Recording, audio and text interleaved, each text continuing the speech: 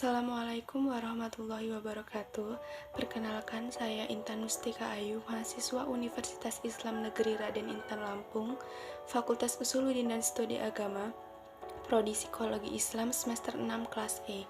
Di sini saya akan menjelaskan tugas mata kuliah pengantar Psikologi Islam hasil review jurnal, yaitu Forgiveness View from Positive Psychological and Islam, yang artinya pengampunan atau pemaafan dilihat dari psikologis positif dan Islam. Yang pertama adalah latar belakang permasalahan. Terjadinya konflik merupakan suatu keniscayaan dalam kehidupan manusia.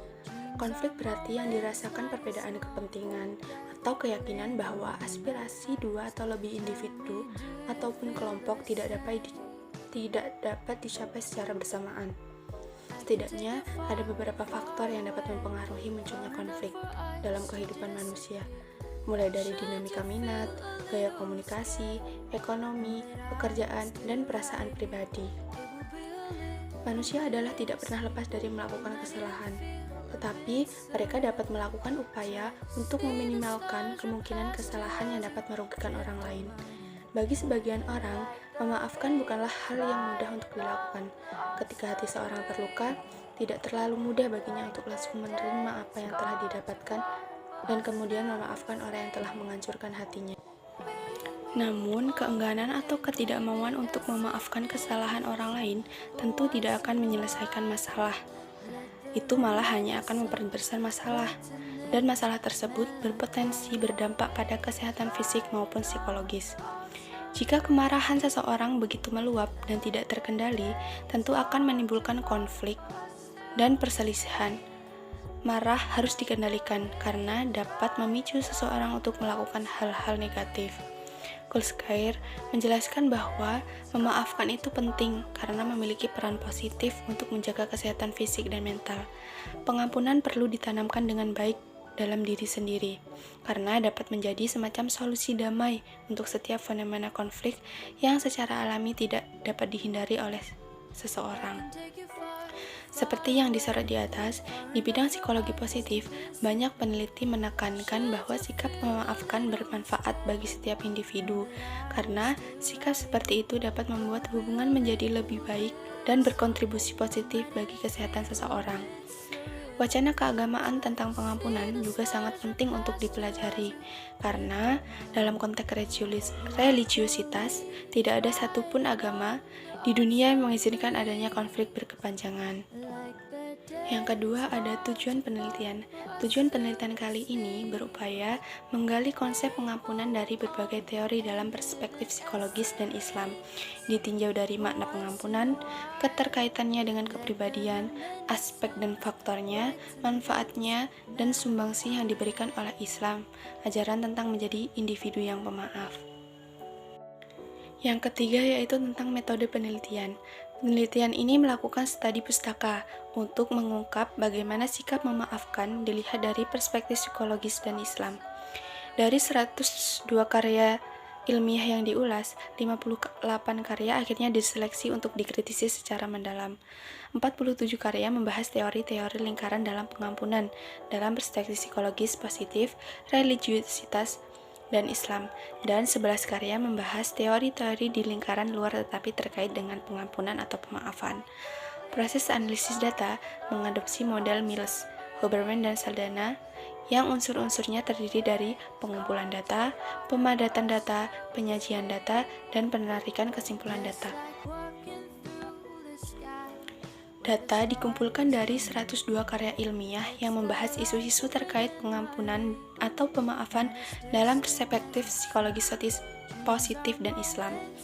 Data tersebut kemudian diringkas berdasarkan beberapa tema yang berorientasi pada tujuan penelitian, sehingga ada 58 karya yang digunakan untuk dikaji secara mendalam. Data selanjutnya ditampilkan dalam bentuk tabel yang berisi rangkuman data teoritis yang terorganisasi penjelasan Islami dan pembahasan terkait. Pada akhirnya satu set kesimpulan yang representatif ditarik. Yang selanjutnya yaitu definisi memaafkan dilihat dari psikologi positif. Pengampunan atau memaafkan dikaitkan dengan dua hal, yaitu meminta maaf dan memaafkan. Menurut Horowitz, pakar psikoanalitik dari Greater Kansas City Psychoanalytic Institute. Untuk melakukan dua hal tersebut, ada beberapa elemen yang harus diperhatikan, seperti korban, pelaku, dan berbagai tingkat trauma, cedera, dan ketidakadilan. Dalam sudut pandang lain, menurut Susilo, pengampunan adalah penyembuhan dari ingatan yang terluka, tetapi tidak menghapus. Pengampunan juga diartikan sebagai cara untuk mengatasi hubungan yang rusak atas dasar prososial. Sedangkan pengertian pengampunan atau pemaafan menurut MC Sherlock dan kawan-kawan merupakan fenomena kompleks yang berkaitan dengan emosi, pikiran, dan perilaku, sehingga dampak negatif dan penilaian terhadap orang yang terluka dapat dikurangi. Selanjutnya ada aspek dan faktor dari pemaafan. Menurut MC Sherlock dan kawan-kawan, ada beberapa aspek pengampunan dari sudut pandang individu yang memberi pengampunan. Aspek-aspeknya adalah sebagai berikut. Yang pertama yaitu pengampunan dapat membuang keinginan untuk membalas dendam kepada orang yang telah menyakitinya. Yang kedua, memaafkan atau pengampunan dapat membuang keinginan untuk menjaga kerenggangan atau jarak dengan orang yang telah menyakitinya. Yang ketiga yaitu memaafkan dapat memicu keinginan untuk berdamai atau melihat kesejahteraan orang yang telah menyakitinya. Sedangkan faktor-faktor yang mempengaruhi kemampuan seseorang untuk memaafkan yaitu ada yang pertama empati, yang kedua pengambilan perspektif, yang ketiga refleksi dan penekanan, yang keempat kedekatan, yang kelima komitmen, dan yang keenam kepuasan. Yang selanjutnya yaitu pengampunan bermanfaat bagi kesehatan dan kesejahteraan. Pengampunan atau pemaafan cenderung berhubungan positif dengan aspek kesejahteraan psikologis, kesehatan fisik untuk mencapai kesuksesan. Orang dengan kecenderungan yang kuat untuk memaafkan atau kecenderungan yang lemah untuk membalas dendam ketika disakiti oleh orang lain memiliki resiko yang lebih rendah untuk gangguan ketergantungan nikotin, depresi, dan beberapa gangguan kecemasan lainnya. Yang selanjutnya ada poin Islam menganjurkan untuk memaafkan. Kata ampunan sangat dimuliakan oleh Allah Subhanahu wa Ta'ala, karena di dalam Al-Quran sendiri ada kurang lebih 12 ayat yang membahas tentang permintaan maaf. Hal ini memang layak dijadikan moral bagi manusia sebagai makhluk sosial yang kehidupannya tidak dapat dipisahkan dari manusia lainnya. Konsep pengampunan Nabi Muhammad SAW adalah contoh atau uswatun hasanah bagi semua manusia. Hal ini menunjukkan bahwa Islam mengajarkan kepada umat Islam konsep memaafkan sebagai contoh sikap Nabi Muhammad ketika berdakwah di tanah Taif. Ternyata masyarakat Taif tidak menerima kehadiran Nabi Muhammad SAW. Lebih dari itu, mereka mengusir bahkan melempari Nabi Muhammad dengan batu, hingga Nabi Muhammad pun pulang dengan berlumuran darah. Melihat kondisi tersebut adalah kondisi yang tidak manusiawi. Malaikat menawarkan untuk membalas perilaku orang Taif tersebut, tetapi Nabi berkata, "Tidak masalah, saya akan memaafkan mereka. Semoga anak cucu mereka menjadi orang-orang yang taat."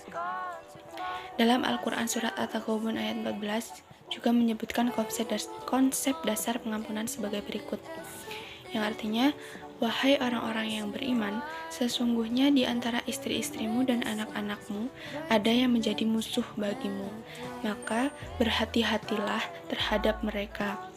Dan jika kamu memaafkan dan tidak menegur dan menerima mereka, maka sesungguhnya Allah Maha Pengampun lagi Maha Penyayang. Selanjutnya, pelajaran yang diajarkan oleh psikologi positif dan Islam tentang pengampunan atau pemaafan.